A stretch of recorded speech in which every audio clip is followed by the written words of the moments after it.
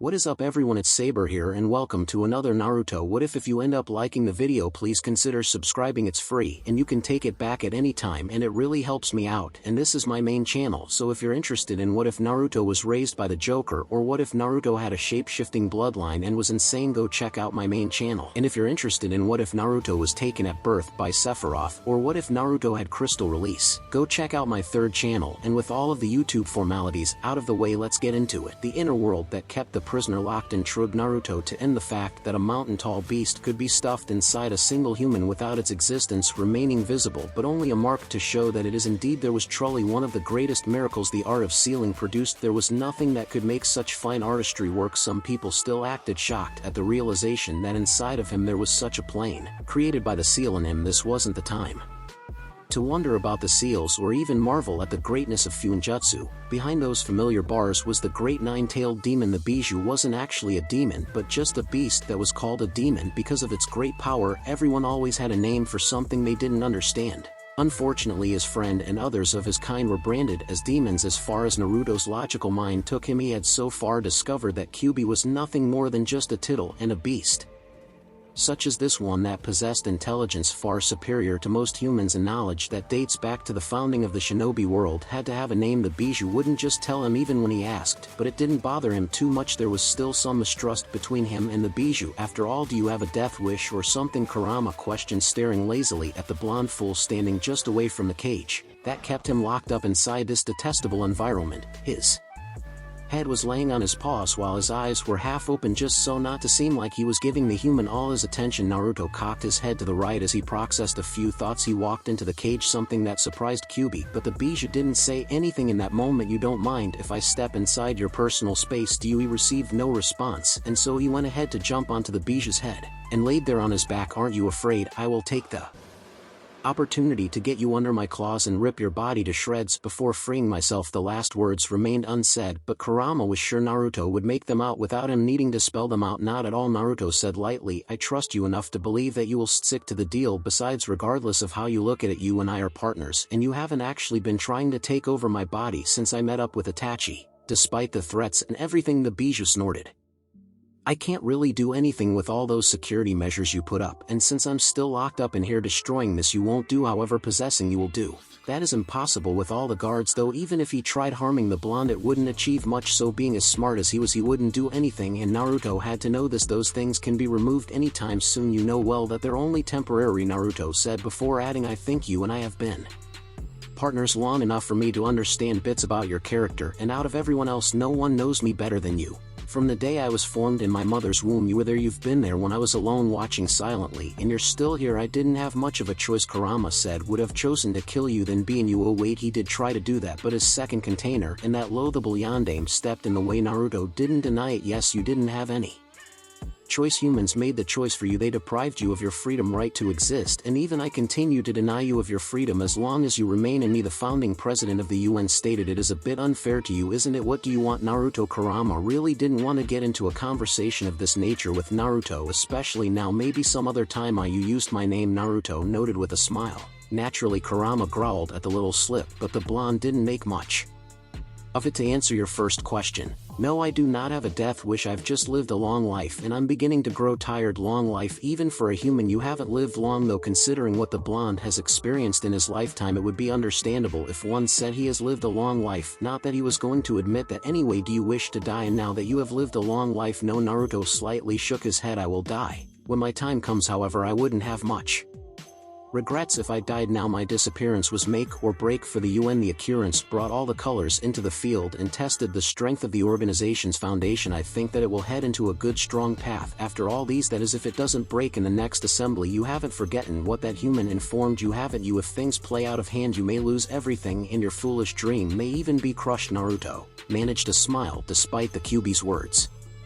It will not break, nor will my dream be crushed. The situation will be dealt with in a smart political way, and I will lead for the next 4 years before passing the mantle to someone else. You sound confident. Lack of confidence won't get me anywhere. For all my life I've learned that you must fight for what you want, and you can never win any battle without confidence. I believe in myself and those I trust to hold out things when I can't. You're still tired, Kurama stated. Yes, I'm afraid the emotional Strain of the life is catching up to me. I've had too much to take in and handle in a short period of time. Things have never been easy for me. I've always had to make a deposit of blood and sweat to the ground to earn something. Still, I believe that I can hold out for a few more years while correcting a few wrongs. I still have you. After all, Kurama closed his eyes. As long as you don't do anything that may threaten my existence, I won't do anything. But make no mistake, human, the first person I kill will be you. And I thought you and I were both victims of an unfortunate situation. None of us wanted this situation, but we were forced into it. Besides, it isn't like I want to keep you here. I understand that if I let you out I die, and you'll just end up resealed again. Naruto paused for a moment before continuing. We must change the mindset of leaders first before freeing you. If they still see you and your kind as nothing but weapons, nothing will change. Even if I free you, he was still looking for a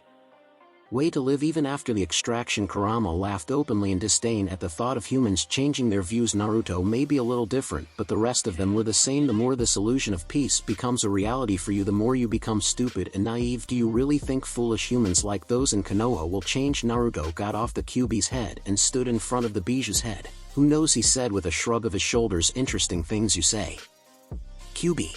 You said you couldn't do anything even if you wanted to because of the security measures I put up, but when we were faced with Shinji you said you would take over if I did something stupid, and a few moments ago you stated that you wouldn't do anything as long as I don't do anything to threaten your existence. How can you say you will do something and again say you can? It would be understandable if you were saying you can do it but just don't want to. Kurama's left eye opened, but Naruto had already turned his back on him. Are you suggesting something? I'm not conscious of everything that happens in here, but you know almost everything that occurs around me. I told you of the extra seals I added, but I never told you that I weakened the seal on my gut. Weakening the seal by removing the key only means that you only need to hit the bars with just one of your tails, and it will open. However, you pretend that you don't know this because I never told you. The image you try to give me is that you still think that the extra seals still make it impossible for you to take over. Naruto placed his hands on the large gates. Let us make this bluntly daring then, and this is also a show of my trust. The gates of hell open. Kurama slowly stood up in a menacing form, tails swinging in violent fashion. Behind him a toothy grin formed as he spoke. Your trust is misplaced. Naruto slowly turned around, showed the Kyuubi the look his younger used to possess. At least you know I am willing to trust you and have no disappear to stab you in the back. Kurama only wanted to see how Naruto would react, so he response before settling down once more. Get out of my sight before I decide to snap your neck, since there's nothing holding me back. Naruto gave a small bow. Hi Captain, he said. Outside, Miyuki smiled when Naruto began to stir. He was finally going to wake up. It wasn't like he'd been out for a week because of the injuries or weariness that he had accumulated. Yes, he was out for a week, but that was only because Shizen had ensured that he stayed sleeping so that his body could completely heal and his mind would get the rest it so deserved. Knowing that he had been deep in work during his disappearance, it was recommended that he be asleep, as everyone knew that he would be faced with a mountain by the time he wakes up. The past week hadn't been easy for her either, as she had to clear up some troubles caused by her foolish uncle. She was also in line to face many questions, as people had been assuming that she was dead. Well, she was dead for real. Sasuke had killed her. Naruto had brought her back to life using some jutsu, and for the sake of avoiding many things they decided to say that she didn't die, but Naruto had only taken her away because he was afraid that Shinji may come back to finish her off. It would have been a real trouble for Naruto if people knew that using the Rinnegan's power he could bring people from the dead and make them alive again with his position. Many would demand that he bring their loved ones back, and that would only upset the balance of things. Naruto had said he could live with bringing her back to life because he was going to kill Shinji and had already killed Sasuke. Still, he'd said he was going to return the eyes back to Konan, as he would end up abusing the power if more of his loved ones die. Sure creeped into the room like a shadow and stood just behind her. They were inside Naruto's bedroom in his house at Yuzu. Should I go ahead to give the message that he is awake? No. Miyuki shook her head slightly. Naruto will do that himself when he is able. For now, rest. Are you sure? Yes. Naruto's spy network wasn't centered on your abilities from the beginning, so it can manage without you. Besides, you've managed well enough, and knowing too much got me killed once. I'd rather not go through that again, Miyuki said, feeling her chest as a gaping hole had been carved there by that arrogant Uchiha. As you wish. Blending in with the darkness, sure disappeared. It took a few moments, but Naruto finally regained full consciousness. He smiled upon seeing her face. Miyuki, a real smile danced joyfully as he took her form. I'm glad to see you by my side. Miyuki returned the smile, but she didn't say anything, not before she kissed him on his forehead. I happy you're finally awake, she whispered. I must take my leave now. Naruto gave her a confused look. He didn't understand why she would suddenly take a leave after he'd just woken up. They had a lot to talk about, and some apologies to be made he never had the time to do. Any of that after he brought her back to life become more compelling issues needed to be dealt with. To voice his confusion he mouthed one word, "Why Naruto, I just wanted to thank you for bringing me back to life. Really, I am grateful for that. If it weren't for you I would have died without realizing my dreams, so thank you." She offered the blonde a sad smile. "There is no need to thank me. I was the one who got you killed," Naruto argued, not wanting to be thanked when he was the reason she'd been killed.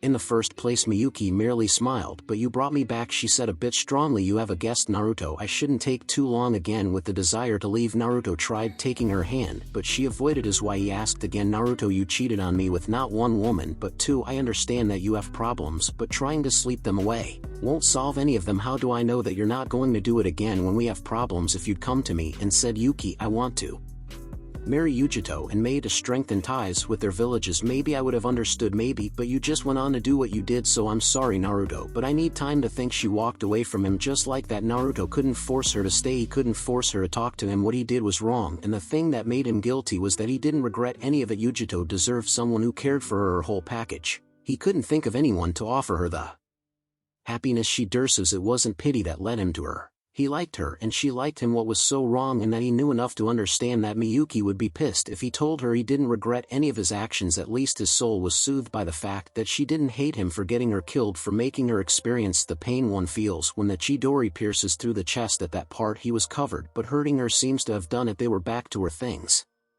where before everything that occurred. She hated him for betraying her trust. Well, will you look at that? Even the peace seeker can be swayed when it comes to women. His women problems wasn't the only thing he didn't have figured out. Sasuke's betrayal was another matter. The anger he felt when he tore through the Uchiha's body part by part, and the relief he felt when the Uchiha screamed begging him to stop playing the "I can change" part made him admit that he needed help from someone mature and experienced. A few moments later Temari walked inside the room. Naruto tried putting on a smile, but it crumbled. Yes, Miyuki had left him, and now his cherished masks were leaving him as well. What else was going to leave him? Temari's brow arched when she saw the miserable expression on Naruto's face. She didn't mix any words when she spoke. "Though you look like shit," she said calmly, and took a seat at the chair that was set on the right side of his bed. "That bad, huh?" Temari nodded. "Trouble in paradise." She had seen that Miyuki left in quite the hurry, but being that the older woman was her daimyo, she didn't have the authority to question her, and anything you could say that there was nothing to it other than trouble in paradise. The stress was making him sad because he didn't know how he was going to deal with it. How was he going to get Miyuki to talk to him? The smart choice was to allow the daimyo to rest. "No wonder you look that miserable. I am quite surprised, though you normally keep your masks on regardless of the issues surrounding you." She was told that he even kept that impassive mask during the battle with Shinji. So was this really troublesome for him that he couldn't keep his masks? "Ever since I was young, ever since I started running through Konoha's streets, I was forced to wear a mask. Even after I returned from my training trip I was still forced to continuously wear the mask. With everything around me it is getting rather hard to put them on. Besides, I'm getting tired of putting them on. I've worn them long enough," Naruto said. Temari was silent for a few moments before spoke. Naruto was sometimes ruthlessly bland on his assessments and on his speech, yet he kept masks on his expression. He was always hiding something behind the mask. What she could see now was pain that he'd kept hidden for far too long. Well, everyone had a limit. You couldn't keep things hidden for far too long. No matter how good Naruto was with controlling his emotions, he couldn't keep them locked. Eventually the bottle would fail to contain them and everything would be exposed. And a bang for the blonde Jonin from Sunagakure. This repri stated a good chance to knowing the man had brother had so said, "If things continue as they are with Shikamaru, I don't think of anyone who could treat you better than him. He'd even set her up to be married by this person." He was an ass as far as Temari could tell, well given by his attitude sometimes, but inside she had a feeling that he was a good person. "I assume that you always kept your masks on and didn't have much time to rest them. Considering how he was even amongst friends, that was no surprise. Your lifestyle was just dangerous emotionally. If you're going to keep your masks even in your sleep, then you never get the time to reflect on your emotions." It happened to be like that. Naruto sighed, burying his head deep into the pillow. His head rested. "Not that I dislike you anything, but I'm surprised that you're the second person I see after waking up. We're not that close and I've been somewhat of an asshole towards you." He admits it," Temari said dryly. She sighed as well. "It wasn't the time for this. I've been leading things in your village. You know, though you have rebuilt everything, the work is not yet complete. Someone had to watch over things in this village. Uchiha isn't the kind of village you'd want to leave without a leader for too long." Yuzu was still fresh from being rebuilt and it was constantly buzzing with tourists ever since Naruto opened the gates for people to enter. Aside from that, some people were being brought in here by Naruto's people. These people needed to be assigned places to stay, ensure that they were given work to do so that they can earn their living. The village also needed a leader so that it doesn't fall into a sneak attack. Who knew if someone was planning to destroy the village? The most powerful organization in the elemental nations was also headquartered. Inside the whirlpools there was also a library that contained seals that had the village destroyed in the first place, and a lot more history about the elemental nations. The academy that was now being called the First Great Academy was situated inside the village. There didn't seem to be an academy anywhere in the elemental nations that trained young ones in the same level as the one Naruto founded. Naruto was surprised that Temari of all people would be acting as leader of his village. In his absence he'd left Kakashi behind just so that he could watch over his village in case things like this happened. Given their past interactions, he had assumed she wouldn't bother what happened to Kakashi. He is busy with the police force, Temari said, before adding their disappearance not only sparked vultures to arise within the UN, but it also brought rise to a rebellious streak from bandits. Given the shortage of shinobi in the forces, he didn't have time to remain inside the village.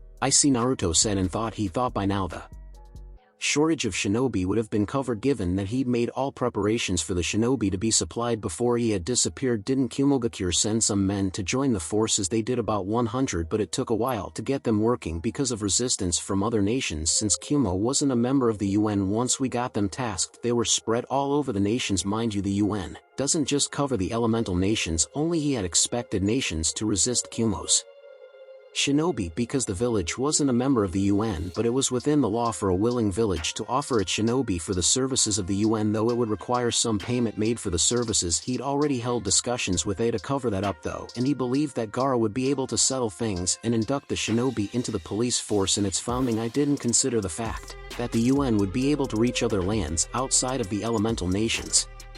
That is why I only planned on having the police force operate in the shinobi world only, but we have other nations who are part of the UNA, and that can't be ignored, Naruto said. Temari nodded. It isn't a surprise to me that other nations are joining in as well. The UN provides something that everyone desires: security. Smaller nations have found someone to defend them. They don't even have to pay millions for the UN to be constantly watching over their villages. I wouldn't be surprised if kings from other lands came here to join in the party. It wouldn't be so bad if they came. Well, that is if they come in with their money, Naruto said. Gaara tells me that the UN is going to run into financial strains by the end of the year if things don't change. You used a lot of money to rebuild Yuzu and offices of the UN around the nations. That is not to mention that you've got a huge wage bill every month. For the police force, a lot of the funds used by the UN was coming from his pocket, and since he wasn't a billionaire, it made things a little harder for him. He could manage Yuzu well because of the businesses he'd created for it. The business was necessary as his people needed work to get cash injections so that they can fund their needs. If the villagers had money, then other villagers could open their own shops too for the villagers to buy. Then there would be a flow of clash. Smaller villages weren't helping the issue because of their refusal to follow through the basic rule of the alliance. They joined. Everyone is seen as equal before the UN, yet they continue to use their small to say that they can't give any money or their forces to the UN because it would only weaken them, while the stronger villages remain strong. Because sacrificing a few hundreds for the UN didn't do much, as they had hundreds. I will have to get shinobi villages to supply us with the funds to pay for the shinobi they offer us, and I will have to straighten the villages who refuse to follow through on our agreement, Naruto added. No one was forced to the agreement. They did it on their free will, but he would force them to follow through the agreement. The time to treat them like infants was over. That will be good. Who came up with the idea of having you here anyway, and why you of all people? Gaara is president of the UN, and Hokage Kakashi commands the police force, which is spread all over the nations, not just in one village. Konan has aim and Mei as Karagakure. I was the only one left who was capable of handling the pressure, and nothing ever gets past you, does it? Some things do get past me, Temari. Some things have occurred right before my eyes, and I've failed to notice, Naruto said, smiling sadly though curious. Temari didn't question anything. You are aware that Gaara wanted us to get into a political marriage, right? Well, though he says political, he really means a real marriage. According to him, no one can treat me better than you. He even made me live in this house after you were released from the hospital. Naruto smiled before speaking in a light tone. I don't know anything about making you do anything. You wouldn't have come here unless you wanted to. You're that strong, and I admire that courage. And you, are you hitting on me? Naruto laughed. No, lest I wish to be smacked in the head by the cold steel of your fan. He paused for a moment before Asking where was Miyuki when you were here, he'd assumed that she would be the one to be living in his house during his time unconscious Wind Country, trying to regain control over her country. Her uncle didn't want to give it back, so she had to wrestle for it. Apparently, according to her, he's been scheming to gain control over the country before she was even made daimyo. Her disappearance brought in a good chance for her to flush out all who sided with him. I see. Naruto became thoughtful for a few seconds. So what was your reaction when you were told by your beloved brother that he prefers me as your suitor? Temari wanted to indulge him given his mental health, but as long as she indulged him he would avoid the main subject that was making him miserable. However, if she chose the other matter, it would require her to sit through his problems, and she wasn't that personal with him to get down with him. But then again, if she doesn't talk to him, who will? Tsunade had come here once his friends were still around, and Jiraiya popped in every now and then. She wouldn't be surprised if he budged in now. I wasn't smiling, if that is what you're asking. Temari said. Who does he think he is? Sometimes Gaara treats me like a little child. I'm older than him and know what is best for me, and am not the other way around. She didn't want to say it like that, but it came out that way. He means well. When you're as caring as much as Gaara, you always think for others, but sometimes you go far. Bear with him, he is your brother after all. If I had a sister, I would be as protective as Gaara is. Naruto said. He closed his left eye and added with a smile, you don't need much protection though. You're strong on your own and you're not the one to be fooled easily. I keep telling him that, but he doesn't understand. Temari said a bit strongly. It was obvious to Naruto that it frustrated her to end that Gaara always thought she needed to be protected, when she capable of protecting herself. This is what it meant to have a family. A part of him wanted to have that, and he wanted a big family. Perhaps it was why he didn't regret the things he did with Yujito and Mei, and had been very protective of Koyoki. Still, it was sweet how the Sabaku family has grown. A few years ago Gaara was the one threatening to kill them, and now the man who refused to spill any blood would probably go on a rampage if someone harmed his beloved sister. Does this amuse you? Naruto hadn't realized his amusement was showing. No, I'm just thinking of how things have changed. You and your siblings have grown well since I met you during the Chunin exams a few years ago. I think it is rather sweet that Gaara cares for you as much as he does given his past self. Temari wouldn't deny that it was something kind, but that didn't mean that it didn't annoy her since her brother overdid it. We've only matured. The one who has changed more than Ion is you. Back then you were a happy brat who was always smiling, but now you're miserable. I am that miserable? Yes, Temari said. She paused for a moment and asked a bit lowly, what happened to you? Naruto, I didn't know much about you back then, but even I can tell that you changed drastically. She had bit her lip because she nearly said that he had turned out like Sasuke. Naruto smiled sadly. I was lied to by almost everyone from birth, and I was betrayed. Someone unexpected was kind enough to tell me everything, but even he had his motive for telling me the truth. You know, one day everything is well, and the next you realize you've been living a lie. The world can be cruel sometimes, and if you're not careful it will play you like a fool and chew until there is nothing left. Temari didn't understand what exactly it was that he was talking about. She did know that a lot was kept from him by Konoha. There was undoubtedly more to the mystry. Her brother would know some things, and he would surely know what to say at this time. She didn't and could only say, so what now? Naruto held out his hand for Temari to take it.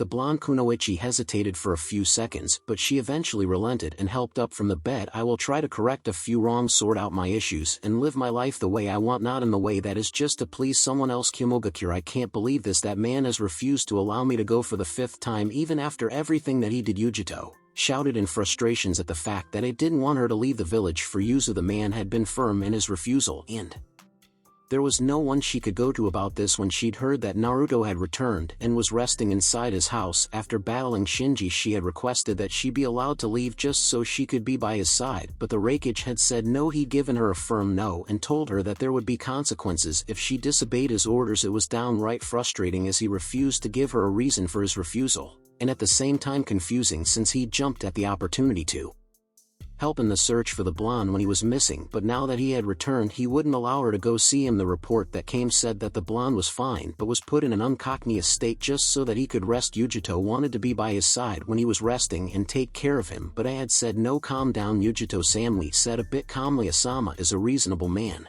Even though he refuses to give you a reason, try to understand some things about the situation you're in. Yujito twisted around, stopping her march, and stared at Samly, who was sitting on the edge of her bed. What situation? She really hoped that she didn't say anything about her Jinchuriki status because she was growing tired of it. Couldn't she do something or just be seen without the bijou in her gut taking part in the conversation or decisions being made? Samly sighed and patted the bed on her right side, motioning for Yuguto to sit down. Naruto isn't just your special friend Yujito, he is a leader of a village and president of the UN. In fact, we shouldn't even be calling him just Naruto but Naruto-sama due to the titles and positions he holds. He has friends and a girlfriend, the Wind Daimyo. If you were to go there now you would only cause troubles, especially when not everyone knows your relationship with Naruto. What kind of trouble would I cause? It isn't like I am going to start a fight with that woman. Yujito said she just wanted to see Naruto and that was all. She didn't want to cause any troubles, nor would she seek any. You know that Kyomogakure isn't a member of UN but just a friend of Naruto. Our forces are within the UN and this was done after a great debate. If it wasn't for the Kazekage our forces wouldn't have been even inducted in the UN's police forces. People were starting to say that the only reason Asama agreed to feed them the shinobi was because he wanted to spy on the UN. You're a Jinchuriki, one of the strongest jonin in Kyomogakure. Your presence in Yuzu will only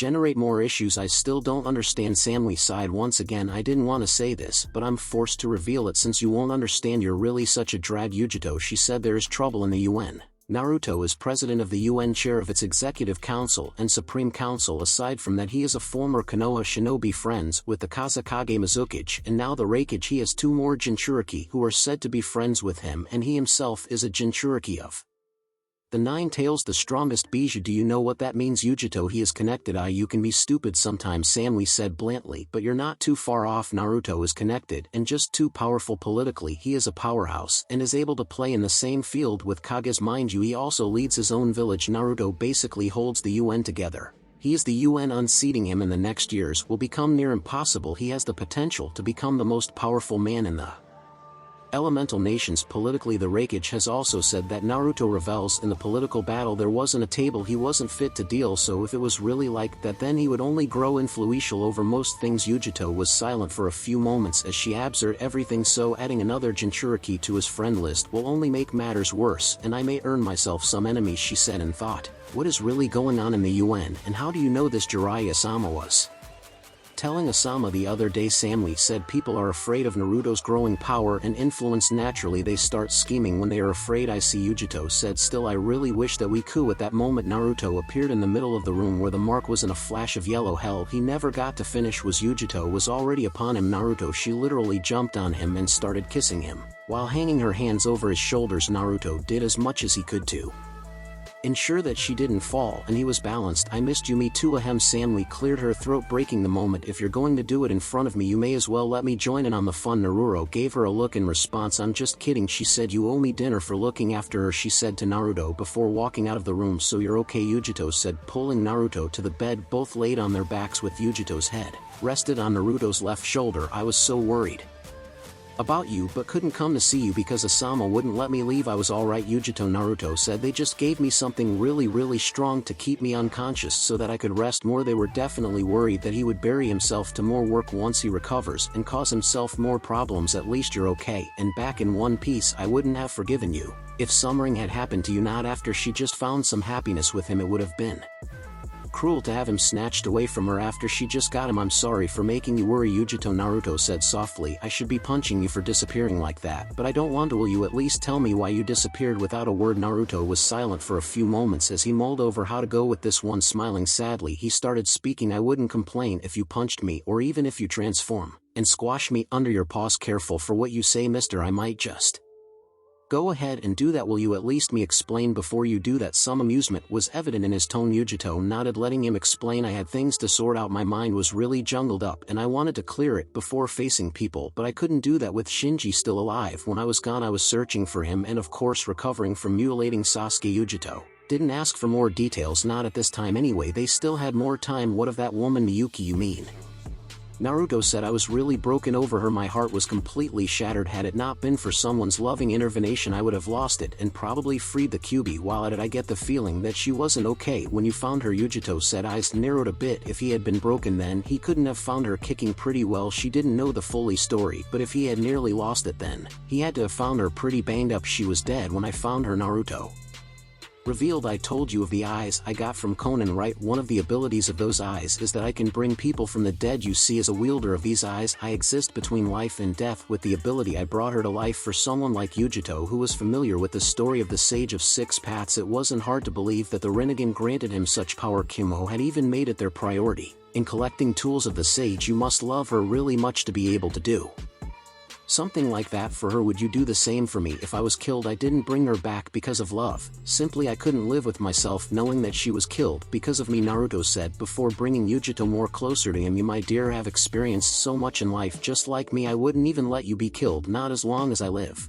That I promise. Yujito merely smiled warmly and closed her eyes as she enjoyed the warmth Naruto's body gave her. A few moments of comfortable silence passed by before she spoke. What is this, Naruto? I mean us. Where are we sleeping with? You may cost me my relationship with Miyuki, but you know what, there's never been a second where I said to myself I shouldn't have done it. I don't regret sleeping with you, Yujito. The moments with you have been sweet, pleasant and loving, and some have been pure bliss. Why would I regret all of that? Perhaps we are able to satisfy each other in bed, because we're both Jinchurikis, but it's not just the sex that is satisfying you and I have so much to talk about. We're able to connect easily. I can feel your pain and you can feel mine. Naruto paused for a moment before adding, we can be boyfriend and girlfriend, lovers, husband and wife, whatever makes you happy. Yujito wanted to stand up and dance, but she only broadened her smile and searched for Naruto's hands. What of Miyuki then? And May? Naruto frowned slightly. Miyuki left me after I woke up and said she needed time to think and I haven't spoken to. May I understand it may be otherwise, that things may be going south with Miyuki and I show up here to make things right. Yujito shook her head slightly. It is understandable. Things have been going south for months now. You couldn't have expected things to be miraculously patched because of recent events. Even when she left today it shouldn't have been a shock because she'd already told you that things have been falling apart for a while now, and while I was out I had time to think. Regardless of what Miyuki would have said, I would have still come here after I woke up. Just because that part of my life isn't well doesn't mean everything else must stop. Other things must go well for me not to be miserable. Raikage Tower. About an hour later, the moment Naruto stepped into the office of the Raikage, he was forced to block a punch that was aimed straight at his head by the Raikage. He wasn't that surprised to get this kind of greeting from the man. Anything less would have been a disappointment, and he wouldn't be far off the mark if you worried that something may be wrong. Your reflexes are still sharp, which was good, as said. Before shaking Naruto's hand he went back to his seat and sat comfortably while keeping his eyes on the blonde before him. I was only out of commission for a week. It will take years for them to dull the leader of the village. Hidden in whirlpools stated, taking a seat. You look lively as always, Raikage-sama. You don't look like you just got out of a week-long sleep, A said, smiling. You left quite the mess when you disappeared. I had to pull all strings to avoid being dragged into pointless war of words. It couldn't be helped. The decision to disappear was a split-second choice, but it has brought out some good results, Naruto said in a calm tone. But it is a good thing that we're no longer forced to take battles in the battlefield, but things mean more politically these days. The ones with the bigger weapons used to have all the say, but now the scales have changed. Political battles do represent a problem though. Yes, Naruto was aware of it. Under the table deals will be made and some leaders may be at risk of assassination because of their political power. However, I formed the covert corps with this kind of things in mind. The police force are the to impose the law. This incident has only made it easier for me to know who I must be wary of and what steps to take. You sound like you have everything planned out. Naruto smiled. I do have things planned out before my misery or happiness. I chose to ensure that the UN survives, and I wouldn't do anything to sabotage its existence, he said. Thank you for everything. I don't know if Kakashi would have been able to handle things without your assistance, and it would have surely made things hard on Gaara. It waved his hand dismissively, handing over those men to your control. One or two customers. You'd be surprised to know that a little good deed gets you into the good books of other people. I'm glad things worked out well for you. It wasn't a surprise. The police force were already heroes in some parts of the land. They appeared wherever there was trouble and freed the oppressed. They've rescued hundreds of women and children from bandit camp slavery and are now seen as protectors of the weak as well as defenders of justice. Adding, Naruto continued speaking, I will return again with documents to finalize the treaty between Kumo and Whirlpools. We were never able to finish it before the unexpected happened. I'll be waiting for you then. Will it be alright if Yujito visits me sometimes? Noah said firmly. Not until you clean up your mess. I will not allow Yujito to be dragged into the UN's petty fights. Well, I guess I better hit the road to hurry up with the cleaning, Naruto said before disappearing in a flash of yellow. Amigakure, I didn't think that you'd be returning to work soon after just waking up, Conan said as Naruto walked into her office. It wasn't even a full day since he woke up and he was already going around doing business. Shizen was right when she recommended that he be put out or you won't get much rest. This was his second stop since morning, but it was also going to be his last before he returns to the Whirlpools. He could see May on another day. Besides, the woman was probably busy with her own work. She was after all a Kage. There is much work to be done. Besides, if I continue to relax, more trouble may just spring into the fray. Conan nodded in motion for him to take a seat. The UN was indeed in a critical moment, and it really needed to be worked on before things got out of hand. Her own position in the organization was also being threatened by some fools, and that was at least worrying. Still, it wasn't anything that Naruto had not encountered. Like he had said, nothing really remains hidden forever, Conan. It may be centuries or decades, but everything kept hidden will eventually come to light. That is why it is always to put on a contingency plan. She assumed that he also had a plan on how he was going to deal with things should his relationship with Itachi be brought out to public. The Uchiha was a recognized international S-rank criminal wanted for massacring his entire clan, though she and Nagato always assumed there was more to the story. If Naruto had a plan to get out of it unscathed should it be brought to public, then there was definitely more to the story. Gaara was handling things rather well though, so he could have afforded to rest a bit. Was it like how things were with Yahiko and Nagato? The two never rested during the Akatsuki's founding days, and she always had to be the one to nag them to bed while looking after them. Perhaps the difference was that Naruto had people to look after him and Nagato only had her. Yes, he was, Naruto said with a small nod. Sure, informed of what is already happening. A few weeks ago when he caught up to me I didn't send a message, because things were playing at a good and controllable pace. Besides, Gaara was doing a good job ensuring that no one spiraled out of control. Where is he? Sure, I mean, Naruto shook his head. I haven't spoken to him since I woke up, nor have I been able to catch a wind of him. He didn't look too concerned though. Anything troubling you aside from the looming danger of secrets being revealed? No, Conan said. I'm not young like Gaara and certainly pose a more imposing figure than the Kazekage. I've held Amigakure well enough. Surely they would think twice before matching over to me. I'm glad you got no problems. I wouldn't want Aim's peace to be disturbed by the very body that is supposed to maintain and protect it, Naruto said, smiling. We'll discuss how I will deal with your issue with the others after I've gathered them. Besides, I need to work on restructuring the UN and submit the proposals to the executive committee. More restructuring? Yes, the current structure is making a lot of waves. Why not create something that will shut people up? Right now they have legitimate reasons to complain, but when the new structure is approved they won't have any reason to complain, Naruto said, standing up. I didn't exactly come here for much work. I had another purpose in mind. Conan arched a curious brow at this statement. What? Naruto went over to Conan and scooped her from her chair. Remake Bly. The woman only looked at him with a questionable expression. The blonde merely smiled. Though Nagato is gone, you have no one. While I was with Yujito earlier I realized something I failed to do. Notice your loneliness. I have been there and I know it isn't pretty. So Conan, what do you say to becoming my real friend? Conan honestly didn't know what to say. That actually came out of nowhere and she didn't know how she was going to respond. How could she? She'd never had such an offer before in all her life. There have always been two people in her life, Yahiko and Nagato, but now Naruto was trying to sneak his way into her cold exterior. Why, true, she didn't have anyone. Even the cold walls of her tower often glared at her miserable situation, but she was used to it. She couldn't complain. What would it accomplish? She was just toughing it out and live her dream. I'm not taking no for an answer, dear, Naruto said, smiling warmly. Come on, let us go somewhere and to something. I have some time before I meet up with my friends later on. I would invite you to come over, but I'm sure you don't want to be stuck making conversations with immature brats. Where are you taking me, and what are we going to do exactly? Conan asked as the blonde was already dragging her away. Naruto suddenly stopped and turned to face her. I know just the place to relax you, he said before both disappeared in a flash of yellow sun. Gaara's work was put on a halt when his receptionist informed him that he had a guest. He wasn't expecting anyone on the day, nor did he have any appointments for the next day, but he wasn't the type of person to turn people down when they wanted to see him.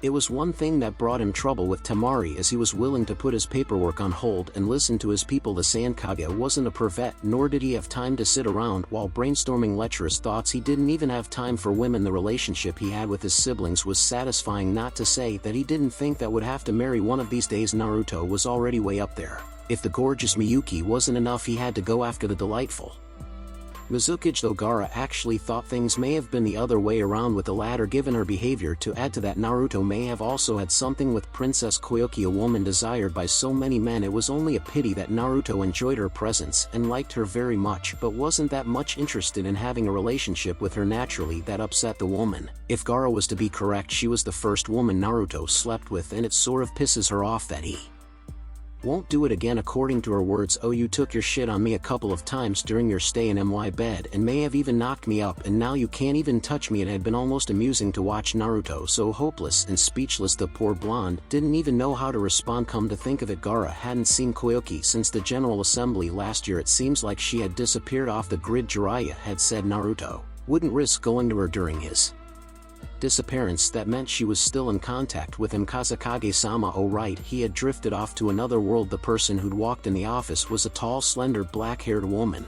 Her hair was long, sliding over her back with a lone bang framing the right side of her face. She wasn't wearing any lipstick. Her skin almost crossed the line of pale and her eyes were clear blue. She was wearing a traditional white kimono with a lone diamond jewel on her neck. The kimono was parted at her right hip, revealing the smooth, slightly pale skin. Now, as he had began, Gaara wasn't a pervert. When it came to women, he had exceptional control. That is an area Naruto failed. He was good with controlling a lot of his emotions, but sometimes when it involved woman he lagged behind. So even when Sabaku no Gaara was faced with a dazzling young woman in front of him, he didn't blush nor even think anything indecent. The Kazekage kept his mind pure and only stared at her unblinking. In fact, the only outrageous reaction he gave to her provocative beauty was a double raise of his brows, but that didn't mean the Kazekage didn't feel a drop of blood rushing over to the head. He was just quick to clamp it down. I'm sorry to walk in like this, but the woman trailed off when she noticed that the Kazekage kept a blank look while staring at her. He wasn't ogling her, he was just looking at her like she was some sort of a curious creature he hadn't come across before. Kazekage-sama, she called again. Gaara's brows fell simultaneously in dramatic fashion. The princess nearly laughed at how amusing it was, but she held her manners. Gaara cleared his throat as he stood up. I'm sorry for spacing out. I'm not used to having such guests in my office, he said, giving the woman his hand. She took it and shook it. Admittedly, her hand was rather soft and warm, but the Kage was quick to return to his seat. It's okay, the princess said. I'm Princess Makoto. My father is the king of Hakuba. Makito introduced herself to the Kazekage in a light tone, her tone becoming a bit melodious as she went on. I understand that you're the acting president of the United Nations. Despite Naruto's return, the casual way in which she mentioned Naruto's name made Gaara curious. The blonde may be familiar to a lot of people, but he wasn't oftenly called just Naruto these days, well, except to those who were closer or just overly familiar with him. Yes, I am. 2 months ago, when the Peace Seeker was patrolling around the Ozu Island as a member of the UN's police force, he came across our nation, and at that time there was a political battle between my father and the prime minister. The latter was attempting to usurp my father for his own greed. You see, our nation is small but vastly rich, and the royal family controls almost all the wealth. As she went on with her story, Gaara learned that Naruto stopped a civil war from occurring in the nation. Makoto didn't explain how Naruto had gotten the prime minister to back down, but apparently he did it after meeting the man alone. Even though it wasn't his business to intervene, he did it anyway, simply because he was the peace seeker. A civil war would have torn our nation apart and left us with nothing, as neighboring nations were eager to get involved. Although he couldn't operate as a member of the police force, since he was out of jurisdiction, he was still able to act as a mediator. I don't even know how he convinced my stubborn father to allow him to mediate anyway. My father was so impressed with Naruto that he offered me to him when he learned of who exactly the Peace Seeker was and the kind of power he held. Gaara frowned slightly. It was barely noticeable. It was possible for Naruto to spend 2 weeks at Makoto's nation. The blonde had hundreds of clones patrolling around the elemental nations during the time he was helping out with the police force, but that was not why he frowned. By your presence here, I presume he turned your father down? Not exactly, Makoto said with a small smile. If I really wanted, Naruto would be my husband by now. That man can't exactly say no when a poor lonely woman really offers herself to him. He isn't a pervert though. His problem is that he may have suffered from loneliness and being unloved when he was younger. Gaara was silent for a few moments as he mulled over what Makoto had said. So the flaw Naruto has is that he knows the pain of being rejected, as he went through it for almost his entire childhood. Given the kind of person he is, if you show him that you really want him, he won't reject you because he wouldn't want to have someone else experience what he went through. As silly if it is gone be him doing the rejecting, and yet he was rejecting Koyoki. Obviously there was more to that. The sad part is that the man will go his way to make you happy even when the situation is forced, Makoto said. Gaara nodded. That would just be like Naruto. If people said Naruto could control his emotions, they were wrong. He couldn't. He just knew how to mask them. He was rather good at masking them. There, Gaara would give him a hand. What was his alternative idea? If he was rejecting someone, he had to put on an idea. If she really wanted a man, well, at least that somewhat made up for his flaw. This is what he said to me, and he was very blunt. Your nation is rich, and where you go your father will also send his riches. I have more than enough, and if I take you, things will change for me. I have a brother, he doesn't have much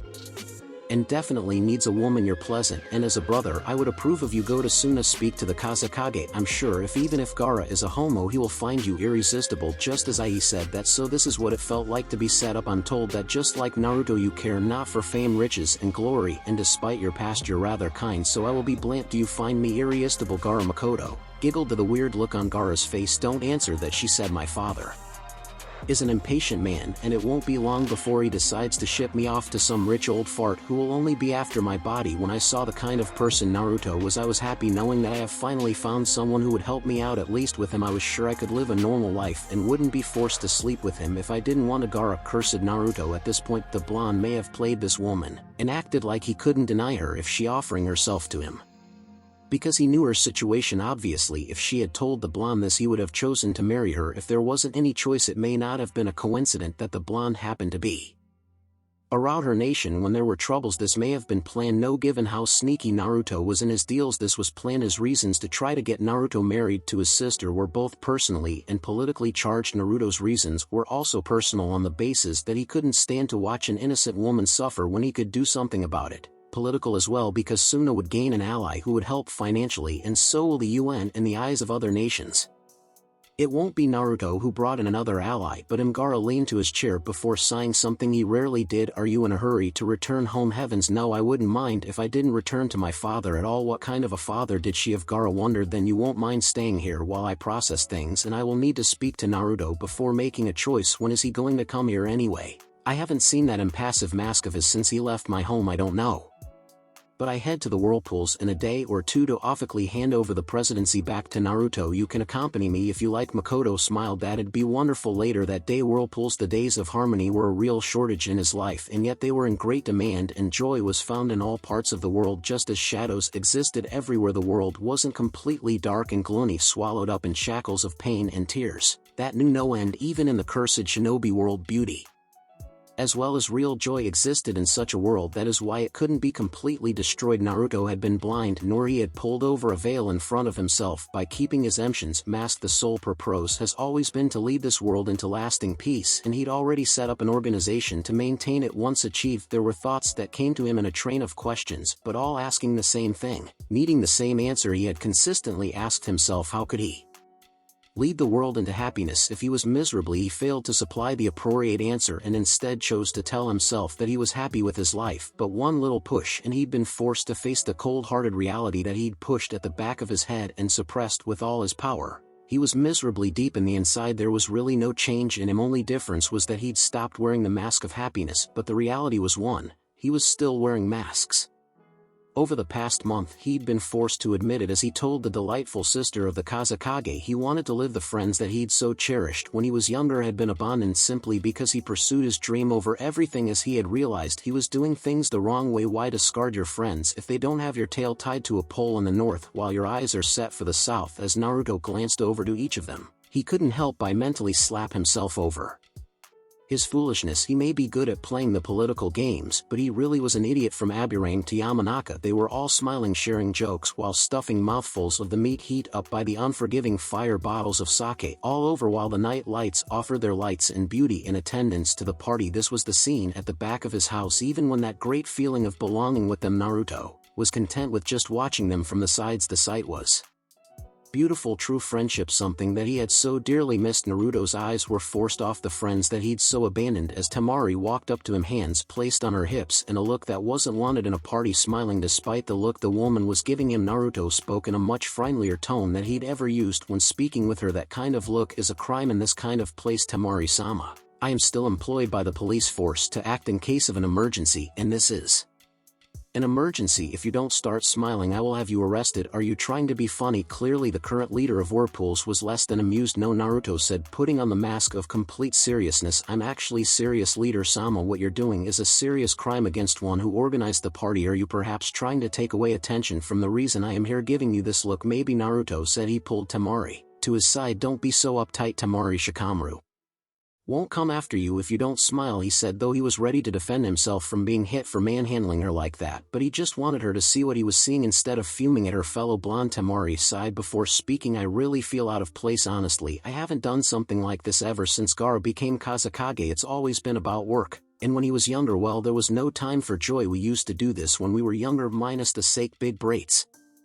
Hormones flying over and subtle glances of perverseness, Naruto said with a small smile. It has been so long that I don't quite remember the feeling. I even feel like a stranger and honestly don't know how to join them breasts. Hormones glances. Temari eyed the blonde questionably. Kiba has had a few drinks already and is probably aroused by the many images he's painted in his mind of a naked Hinata begging him for more. Lee is wondering why he can't get drunk after so many drinks he's drank. Tetten is stuck between Neji and Lee. She likes both, but doesn't know which one to pick. Shino is being Shino, and both Hinata and Sakura have been sending glances at us, but none too brave to walk up to me and Shikamaru, who knows Naruto, shrugged purposefully. The sight is beautiful, isn't it? Watching them carefully, Temari agreed that they were happy, and it really made her smile just by watching them. Even when each of them had their own problems, they were still laughing together. Well, we can't remain at this side forever now, can we? I guess not, Naruto said. Shall we? Sure. One more thing, Naruto. Call me Temari-sama again and I will send you back to your bed, and this time it won't. Temari was cut off when Naruto placed his index finger on her lips and kissed her on her forehead. No threats today, Tima. He sped off to the others because he could feel her anger reaching the highs. Temari wanted to summon her fan and blow up everything just to get the blonde, but she sighed and realized she would only mess